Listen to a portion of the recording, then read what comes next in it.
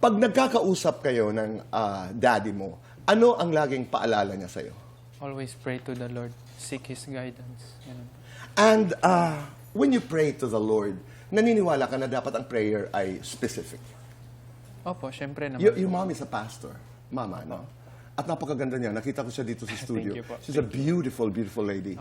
Oh, totoo. First time kong makita. Thank you So, so much. specific. Yes. Ngayon, na 10 ang happiness mo, maganda ang nangyayari sa buhay mo, what is your prayer?